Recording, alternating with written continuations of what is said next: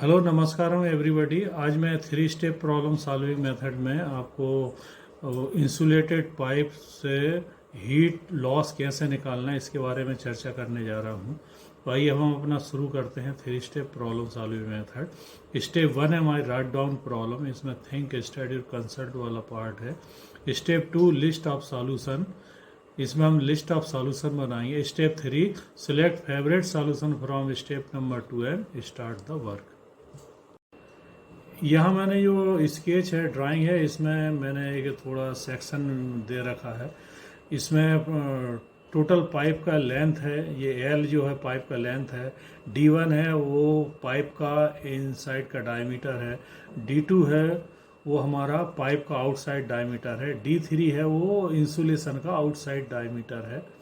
उसके बाद मैंने यहाँ इंसुलेशन से जो हीट रेडिएट होगा वो मैंने क्यू में ले रखा है, हीट लॉस जो होगा।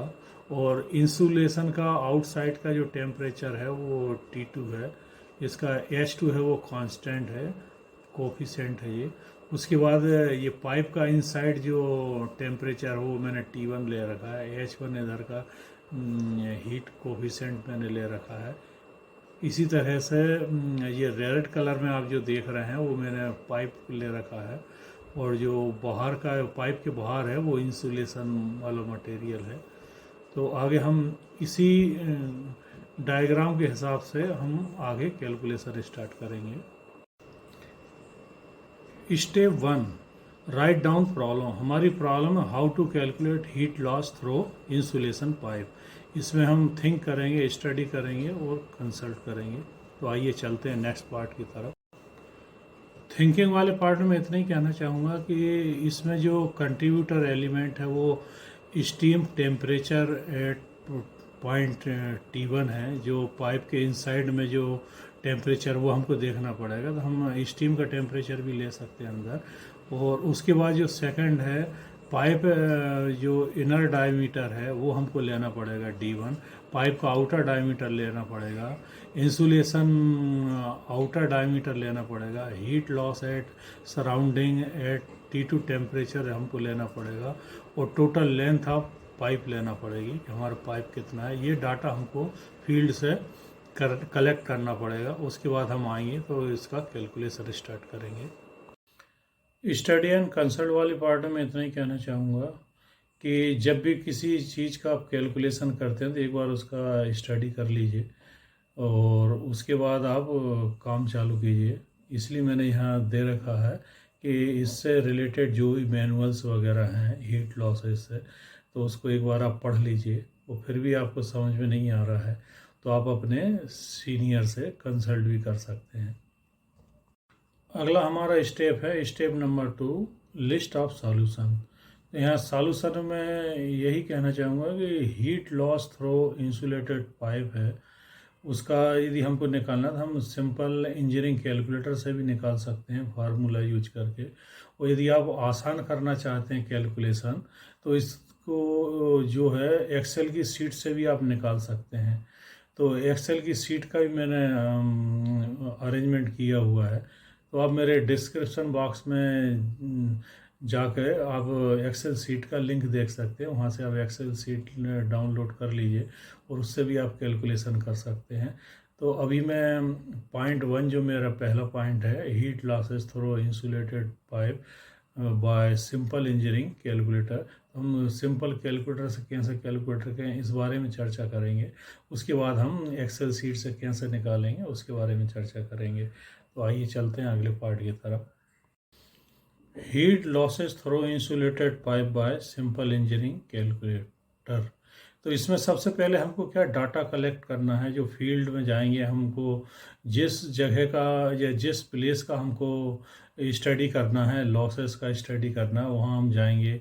तो वहाँ हम पाइप के इनसाइड का जो टेम्परेचर है वो ले लेंगे, या हम जो स्टीम किस टेम्परेचर पे जा रही है वो ले लेंगे। Heat loss at surrounding at T2 हम ले लेंगे। तो ये मैंने 40 डिग्री ले रखा है T2। T1 मैंने 204 डिग्री सेंटीग्रेड ले रखा है। पाइप इनर डायमीटर मैंने D1 ये 0.8 मीटर ले रखा है। पाइप आउटसाइड डायमीटर D2 मैंने 0.09 मीटर ले रखा है। इंसुलेशन आउटर डायमीटर D3 मैंने 0.19 मीटर ले रखा है। लेंथ ऑफ पाइप अभी हम कैलकुलेशन करेंगे तो 1 मीटर ले लेंगे। उसके बाद हमको ज़रूरत पड़ेगी तो हम ज़्यादा जितना हमारा लेंथ होगा उससे निकालेंगे। इसमें जो हमारे कांस्टेंट पैरामीटर हैं thermal conductivity of insulation K2, ये हमारा 0.05 W पर स्क्वायर मीटर है। उसके बाद thermal conductivity of pipe K1, ये है हमारा 80 W पर स्क्वायर मीटर है।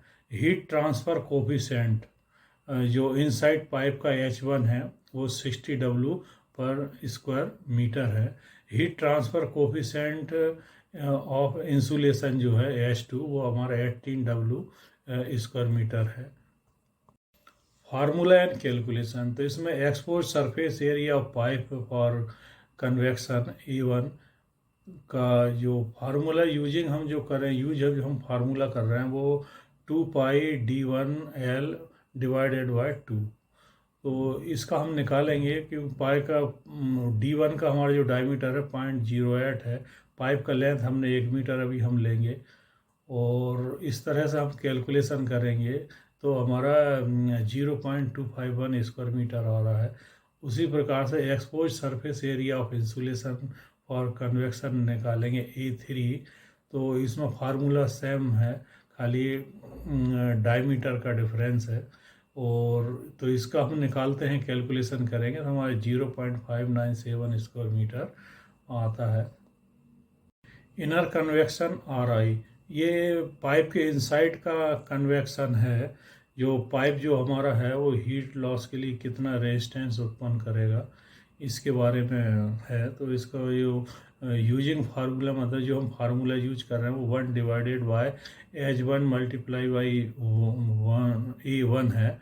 ये डिग्री पर W है। तो RI का ये ऐसा कैलकुलेशन है 1 डिवाइडेड बाई 60 इंटू 0.251। तो इसका पूरा कैलकुलेशन करेंगे तो हमारा आएगा 0.0663 है, इसकी वैल्यू आ रही है। इसी तरह से पाइप कन्वेक्शन R1 निकालेंगे तो इसमें फार्मूला हमारा जो आएगा वो D2 डिवाइडेड बाई D1 है और total divided by 2πK1 into L है। तो इसका भी सिंपल फार्मूले में इसकी वैल्यू पुटअप करेंगे तो R1 जो हमारा आ रहा है 0.0022 इस तरह का आ रहा है। इसी तरीके से हम पाइप कन्वेक्शन R2 जो निकालेंगे उसका भी ऑलरेडी फार्मूला दिया हुआ है। फार्मूले में आप वैल्यू पुटअप करेंगे और सॉल्व करेंगे तो R2 हमारा 6.7233 इस तरह से आ रहा है। आउटर कन्वेक्शन जो है उसको यदि आप निकालेंगे RO तो इसका भी ऑलरेडी फार्मूला दिया हुआ है। उसमें 1 divided by H2 multiply by A3 ये है। इसको फार्मूले में जब वैल्यू हम पुटअप करेंगे तो हमारा जो आएगा 0.0930। अब हमको क्या करना है, टोटल थर्मल रेजिस्टेंस निकालना है। इसे R टोटल के नाम से भी डिनोट किया हुआ है। तो इसमें जो फार्मूला यूज होगा वह टोटल R इक्वल टू है RI plus R1 plus R2 plus RO। इन चारों की वैल्यू हम टोटल करेंगे तो R टोटल जो हमारा 6.8848। और जब हम हीट लॉस फ्रॉम स्टीम का निकालेंगे तो जो हमारा फार्मूला है वो Q equal to T1 minus T2 और total divided by R total, इससे हम कर देंगे ना हमारा आ जाएगा। तो ये हमने T1 T2 की वैल्यू रख दी है। T2 की जो वैल्यू है वो T1 में से माइनस करके हमारा जो R टोटल 6.8848 आया था उससे डिवाइड किया है। तो Q की वैल्यू जो हमारे हीट रेडिएट हो रही है, जो हीट लॉस हो रहा है, वो उसकी वैल्यू आ रही है 23.8204।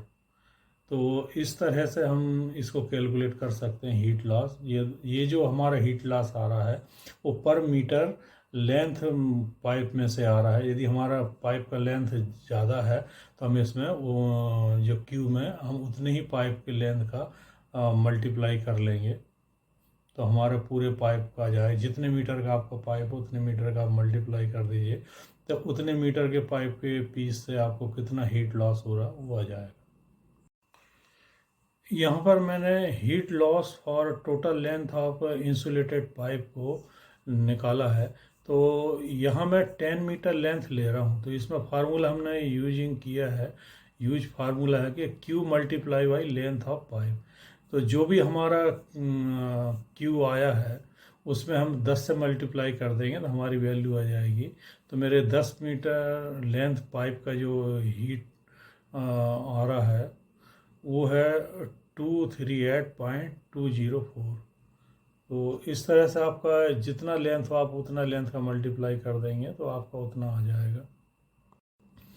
अब यदि heat loss across the pipe निकालना है डेल्टा टी, मतलब कितना डिफरेंस आ रहा है, तो इसमें भी सिंपल है। आप जो फार्मूला है हमारा Q मल्टीप्लाई बाई R1, तो ये आपका डिग्री सेंटीग्रेड आ जाएगा। ये हमारा 0.53 डिग्री सेंटीग्रेड आया है पाइप का, जो दोनों सरफेस इनसाइड और आउटसाइड सरफेस का जो डिफरेंस है।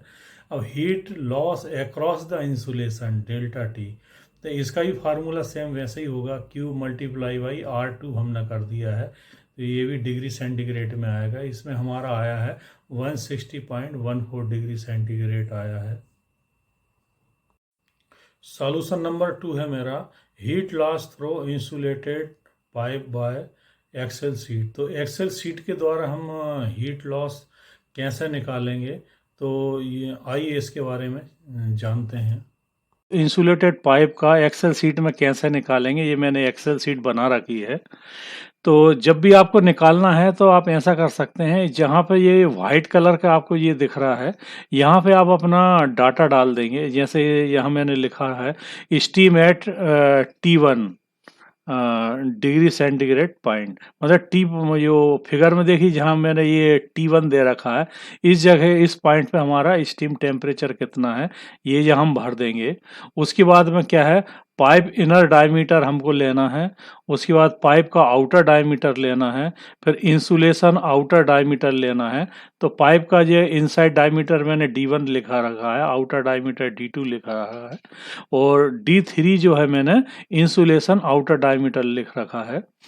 तो heat loss at surrounding at T2, तो ये आप देख सकते हैं, ये मैंने T2 पॉइंट यहाँ पे ये दिखा रखा है। तो यहाँ का हमको टेम्परेचर ले लेना है। उसके बाद यहाँ क्या है, heat transfer coefficient inside pipe, ये H1, ये कांस्टेंट वैल्यू है। ये आपको टेबल में मिल जाएगी और जगह भी मिल जाएगी। जिस मटेरियल का पाइप है आप उस मटेरियल का हीट ट्रांसफर का कोफिशिएंट ले सकते हैं। और ये हीट ट्रांसफर कोफिशिएंट इंसुलेशन का H2, ये हमने 18 लिखा है। उसके बाद जो है लेंथ ऑफ पाइप लेना था, हम जो अभी कैलकुलेशन करेंगे हम 1 मीटर लेंथ लेके करेंगे। बाद में यदि आपका पाइप लंबा है तो जो वैल्यू आएगी उससे पाइप की लेंथ को मल्टीप्लाई कर देंगे। तो आपको बस यही वैल्यू पुट करना है। जो वाइट कलर का आप जो बॉक्स देख रहे हैं इसमें सेल है, उसी में आपको करना है। बाकी तो ये ऑटोमेटिक कैलकुलेट करेगी, मैंने इसमें फार्मूले लगा रखे हैं। और जब आपको पास 1 मीटर से ज़्यादा लेंथ का पाइप है तो आप यहाँ पे ये वैल्यू डाल देंगे। मैंने 10 मीटर को लेंथ लेके पाइप का निकाला हुआ है, तो इस तरह से ये कैलकुलेट हो जाएगा। इसमें heat loss across the pipe delta T यहाँ आ जाएगा, ये डिग्री सेंटीग्रेड में रहेगा। और ये heat loss across the insulation delta T जो है, डिफरेंस जो है हमारा टेम्परेचर का, वो यहाँ पे आ जाएगा, ये भी डिग्री सेंटीग्रेड में रहेगा। तो ये एक्सेल सीट में अपने डिस्क्रिप्शन बॉक्स में इसका लिंक दे दूंगा, आप वहाँ से डाउनलोड करके भी आप कैलकुलेट कर सकते हैं।